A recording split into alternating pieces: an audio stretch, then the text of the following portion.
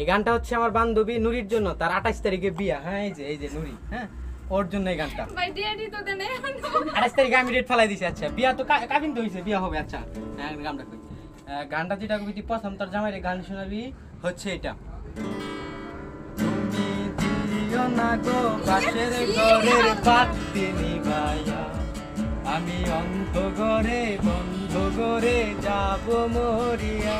মান সম্মান ভাই তুই দিও দে না গো পাশের ঘরের বাতি নিভাইয়া, আমি অন্ধকারে বন্ধ ঘরে যাব মরিয়া।